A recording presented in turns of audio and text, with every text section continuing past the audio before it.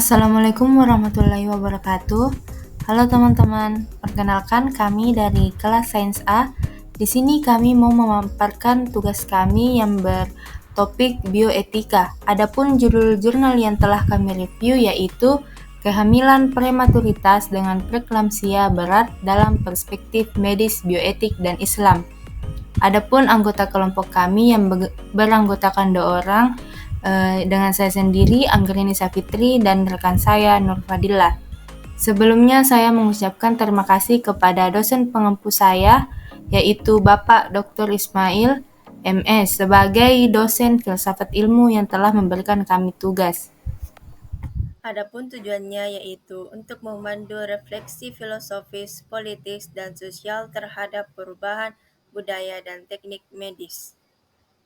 Sebelum kita memasuki materi, terlebih dahulu kita harus tahu apa sih itu bioetika. Nah, bioetika ini berasal dari bahasa Yunani yaitu bios yang berarti hidup dan etos yang berarti sifat moral dan perilaku. Dalam konteks filsafat ilmu, bioetika menjadi jembatan antara pengetahuan ilmiah dan nilai-nilai etika yang mendasari tindakan manusia, khususnya yang berkaitan dengan kehidupan. Adapun studi kasus dari jurnal ini menjelaskan tentang risiko tinggi preeklamsia pada wanita multipara dengan pasangan baru yang mungkin disebabkan oleh adaptasi imun. Penjelasan lebih lanjut mengenai patofisiologi preeklamsia mencakup interaksi antara faktor genetik, lingkungan, dan imunologi yang dapat menyebabkan insufisiensi plasenta yang berpotensi mengakibatkan komplikasi serius seperti hipertensi dan proteinuria. Penekanan juga diberikan pada pentingnya penanganan dini dan pencegahan di layanan kesehatan primer untuk meningkatkan hasil bagi ibu dan janin. Selain itu, mengaitkan aspek bioetika dalam penanganan preeklamsia termasuk prinsip non-maleficence dan beneficence, serta menghormati otonomi pasien serta perspektif Islam yang sejalan dengan Maqasid al-Syariah yang menekankan perlindungan jiwa. Adapun contoh studi kasus dari jurnal ini yaitu seorang wanita berusia 40 tahun yang mengalami kehamilan prematur pada usia 34 minggu 5 hari dengan kondisi preeklamsia berat.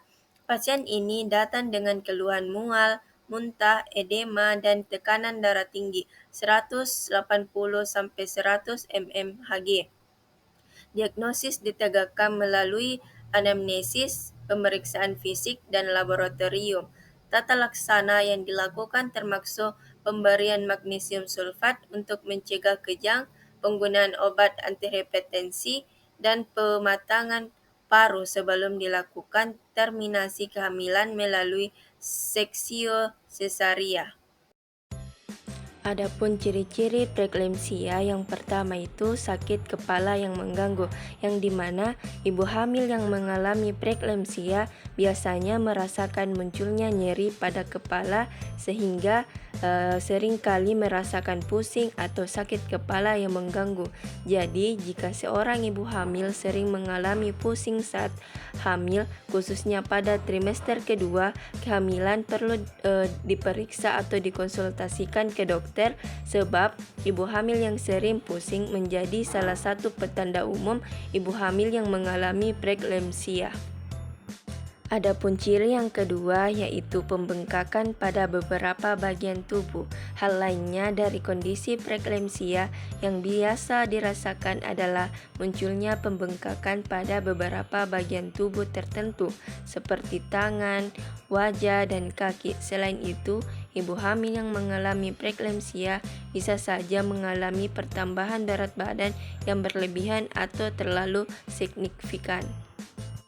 Ciri yang ketiga yaitu cemas disertai sesak nafas.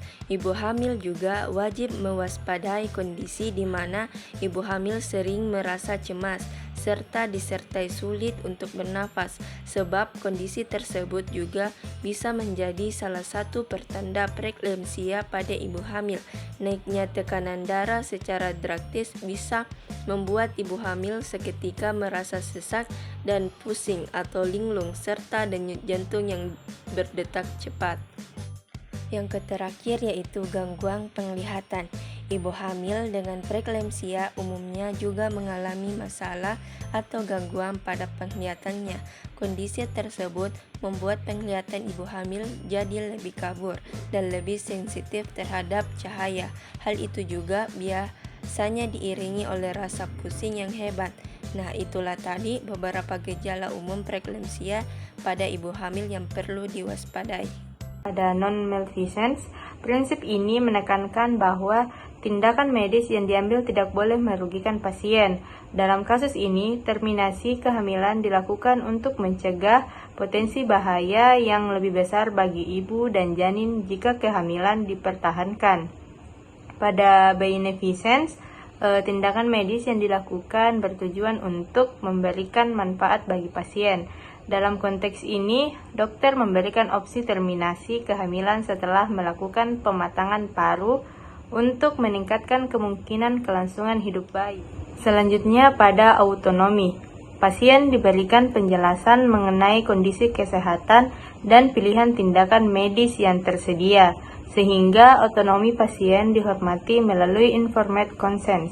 Nah, pada justice-nya ini, prinsip memastikan bahwa pasien diperlakukan setara tanpa diskriminasi. Dalam kasus ini, pelayanan diberikan dengan prioritas yang sama kepada semua pasien, terlepas dari latar belakang mereka. Adapun faktor risikonya, yang pertama, ketidakseimbangan nukleotida sebagai tirosin kinase 1, seperti FMS larut, ibu dan janin polimorfisme, transkriptome desigenda, dan heme isoform oksigenase. Yang kedua, diabetes mellitus, hiperglikemia, dan hipertensi kronis pada kehamilan dapat sangat meningkatkan morbiditas preeklamsia. Yang ketiga, faktor imunologi seperti dominasi sel T helper pada plasenta, natural cell killer pada desi2, dan imunogenetik human antigen leukosit C pada trofoblast akan juga mempengaruhi terjadinya. Nah, adapun kesimpulan dari penjelasan kami tadi, preeklamsia adalah kondisi serius yang berisiko bagi ibu dan janin, terutama pada wanita multipara dengan pasangan baru atau usia lebih dari 40 tahun. Faktor seperti maladaptasi imun, genetik, dan lingkungan mempengaruhi risikonya, menyebabkan komplikasi seperti hipertensi dan proteinuria. Penanganan dini di layanan kesehatan primer sangat penting dengan tindakan medis yang mempertimbangkan bioetika dan maqasid al-syariah. Identifikasi dan pengelolaan faktor risiko seperti usia, multiparitas, dan obesitas dapat mencegah preeklamsia, menurunkan angka kematian, dan meningkatkan kualitas perawatan kehamilan. Nah, itulah tadi hasil review jurnal kami. Terima kasih atas perhatiannya. Wassalamualaikum warahmatullahi wabarakatuh.